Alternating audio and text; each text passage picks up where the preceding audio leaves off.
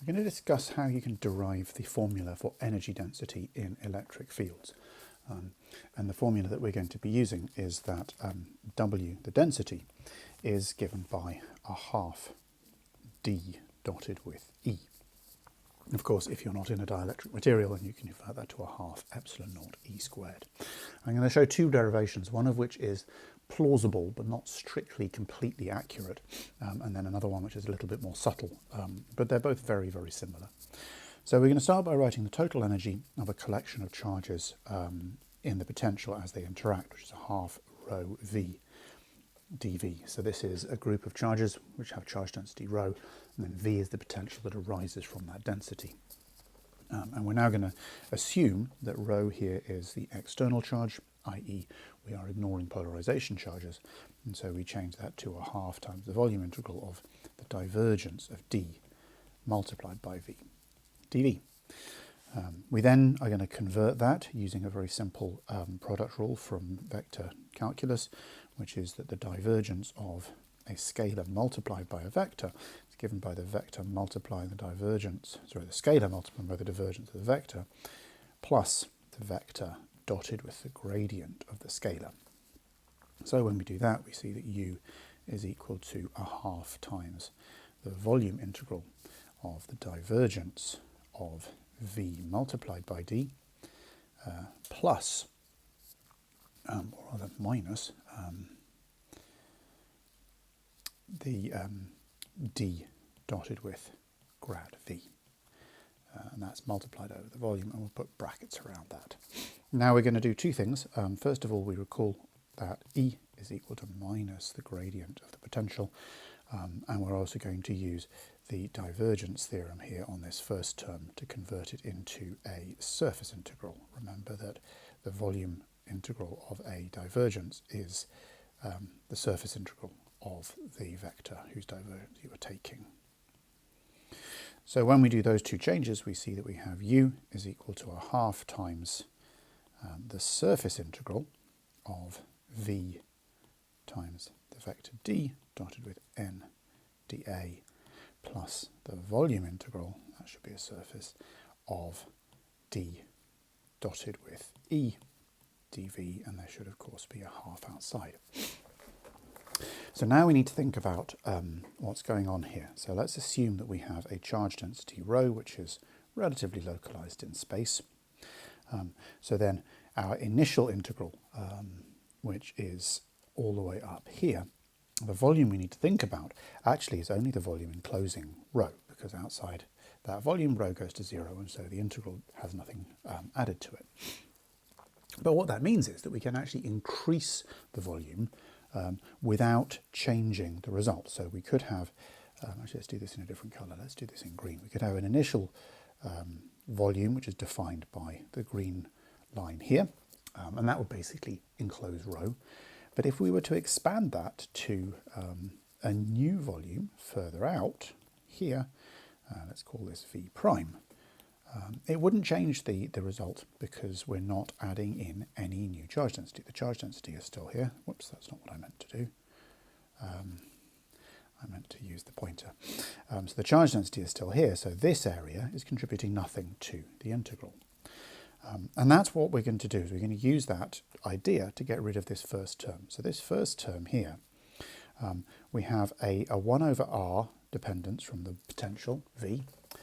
We have a 1 over r squared from the field D, and then we have an r squared term from the surface area. So this is generally proportional to 1 over r. So if we take that volume to infinity, this first term becomes 0, because it goes as 1 over r, whereas the second term remains. And therefore you could argue that the energy density W is a half D dotted with E. That's a simple, plausible derivation of the result.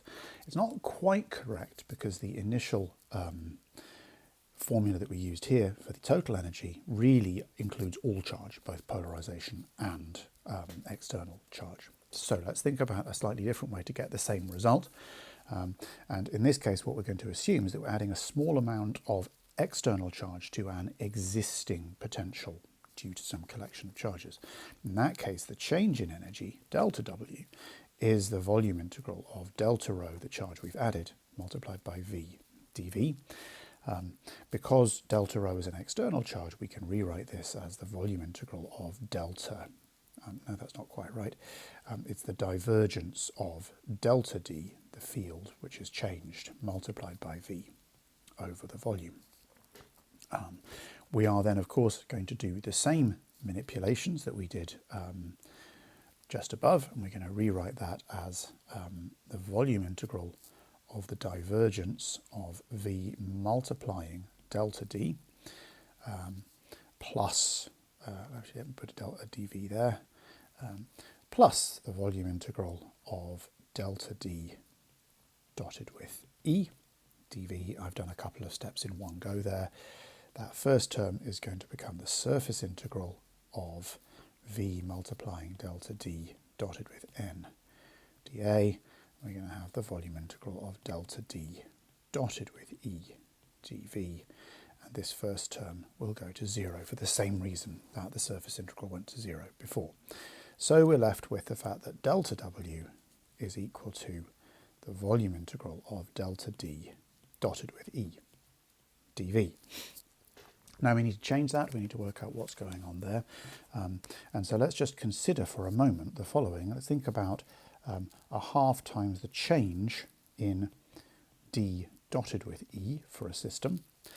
So you would probably write that as something like a half times delta d dotted with e plus d dotted with delta e. That's not much help. Now let's assume that we're in a linear dielectric on an infinitesimal scale. So here we can say that this is actually a half times delta e dotted with e. No, that's not quite right. I meant to put there a half delta of epsilon e dotted with e. I'm substituting epsilon e for d, which of course is just epsilon times delta e dotted with e. I haven't lost a factor of a half. The delta acts on both of those two e's in the dot product, and so we get two factors, which cancels the half. And then we can say that's equal to delta d dotted with e. So using that result, we can say that delta w is a half volume integral of delta d dotted with e dv. I've realised I've been writing the delta w's here, and these should actually be delta u's, so I'm just going to change those.